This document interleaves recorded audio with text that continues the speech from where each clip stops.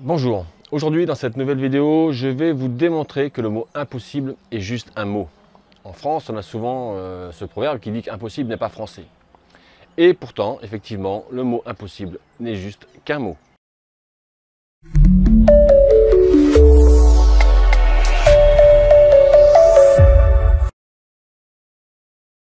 Tout le monde, à un moment de sa vie, a rêvé ou rêve d'être quelqu'un de spécial, de grand, ou tout du moins, de se réaliser autrement que la personne qu'elle est aujourd'hui. Combien de fois avons-nous rêvé d'être riches, d'avoir réussi, ou d'être tout simplement plus heureux dans nos relations, dans notre vie? Souvent, nous rêvons de grands rêves et avons de grandes aspirations. Malheureusement, nos rêves restent souvent juste des rêves. Et nos aspirations prennent facilement la poussière dans notre grenier, dans nos armoires ou dans nos tiroirs, voire même dans notre cerveau. C'est un triste tournant des événements dans notre vie. Au lieu de vivre des aventures passionnantes dans la réalisation de soi, nous sommes pris dans la banalité de la vie de jour en jour et nous avons de la peine à exister. Mais tu sais quoi? La vie pourrait être tellement mieux si seulement nous avions appris à viser plus haut. Ce que je constate de manière assez récurrente, c'est que le problème le plus commun à la définition des objectifs est le mot impossible. La plupart des gens se raccrochent à cette idée de penser qu'ils ne peuvent pas faire telle ou telle chose, qu'ils n'en sont pas capables, que c'est trop dur, que c'est impossible, et pire, que personne ne peut le faire. Pas seulement eux-mêmes, mais n'importe qui d'autre. Pourtant, si tout le monde pensait comme cela, il n'y aurait pas eu d'invention, pas d'innovation et pas de percée dans l'accomplissement humain et dans la connaissance même de l'humanité. Rappelez-vous que les scientifiques étaient déconcertés quand ils ont regardé l'humble bourdon. Vous savez l'histoire du bourdon. Théoriquement, ont-ils dit, il était impossible pour le bourdon de voler.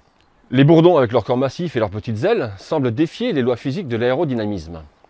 En effet, cet insecte a une surface à l'air total des ailes, trop petite par rapport à son lourd poids, et d'après toutes les études menées en aérodynamique, il est impossible pour le bourdon de voler. Malheureusement pour le bourdon, personne ne lui a dit. Alors il vole. C'est un truc de dingue ça, non? Mais le bourdon ne vole pas uniquement parce qu'il ignore qu'il ne peut pas voler, mais en plus c'est parce qu'il déploie des efforts colossaux qui lui permettront d'atteindre son but en effectuant plus de 200 battements d'ailes par seconde pour lui permettre de voler. Et je pense que les personnes qui sont vraiment motivées un jour ou l'autre pour atteindre une vision de vie doivent par moments être comme le bourdon. Car les tâches sont colossales, si bien que par moments on puisse sentir que nos épaules, nos ailes seront trop petites pour tout accomplir. Dans l'entourage, encore dans les épreuves de la vie, on pourra tenter de vous dire que c'est impossible. Pensez alors au bourdon. Si lui il réussit à voler alors que tout joue contre lui, vous pouvez aussi le faire. Un autre exemple vérifié concerne l'analogie de l'éléphant. Dès le plus jeune âge de l'éléphant, à un âge où sa force physique est relativement faible, l'éléphant est attaché à un petit poteau en bois planté dans le sol. Et quand l'éléphanteau essaie de partir en tirant sur la corde, rien à faire, il ne parvient pas à partir. Ce qui est normal, étant donné que sa force physique est relativement faible. C'est encore un bébé.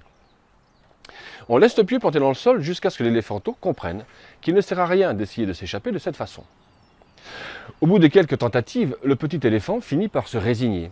Pour lui, tirer sur la corde n'est pas une solution. Et au fur et à mesure que l'éléphant grandit, alors que sa force décuple jusqu'à l'âge adulte, ce serait un jeu d'enfant pour lui que d'arracher le pied en bois planté dans le sol ou de casser la corde. Pour autant et jusqu'à la fin de sa vie, il ne tentera plus jamais de s'échapper en tirant sur la corde. Pourquoi? La réponse réside dans ce que les psychologues appellent l'impuissance apprise. L'éléphant aura été conditionné dès son plus jeune âge à ne plus jamais essayer. Dans sa tête, c'est quelque chose d'impossible. La croyance est ancrée. Cette croyance est tellement forte qu'il ne tente même plus, il n'essaie même plus de s'échapper. Il est prisonnier de ses propres croyances. C'est la même chose qui se passe pour beaucoup d'entre nous. Nous sommes tous limités dans notre façon de penser et nos capacités par nos croyances et nos échecs du passé. Certaines personnes souffrent de rêver des rêves totalement outranciers et de ne pas agir sur eux. Le résultat, les rêves sont brisés et les aspirations sont parties en lambeaux, en fumée. Si nous nous limitons à nos propres doutes sur nous-mêmes et à des hypothèses auto-limitantes, nous ne serons jamais capables de dépasser ce que nous jugeons impossible. Essayez cet exercice. Prenez un morceau de papier et écrivez quelques objectifs pour votre vie. Sous un premier en-tête, énumérez les choses que vous savez que vous pouvez faire.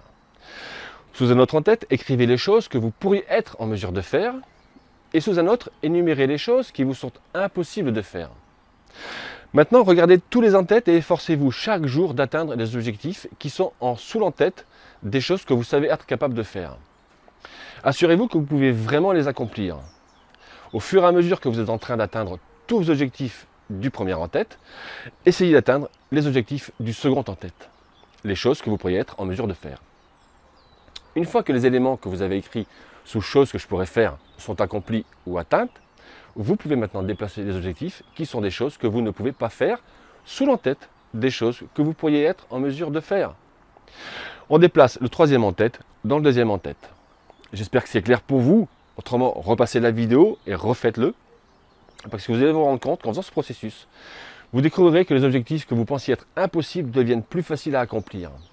Et l'impossible commence à sembler possible. C'est fou ça. Vous voyez, la technique ici n'est pas de limiter votre imagination. C'est de viser plus haut et de commencer à travailler vers un objectif petit à petit.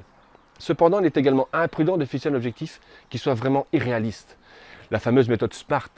Ce qu'il faut également savoir, c'est que celles et ceux qui rêvent juste d'atteindre un but sans travailler dur finissent déçus et désabusés. D'un autre côté, si vous aviez dit à quelqu'un, il y a à peu près 100 ans, qu'il serait possible que l'homme marche sur la Lune, il serait moqué de vous. Si vous lui aviez dit que vous pourriez envoyer du courrier d'ici à l'autre bout du monde en quelques secondes sans avoir besoin du facteur ou de l'avion, il vous aurait dit que vous aviez complètement perdu la tête.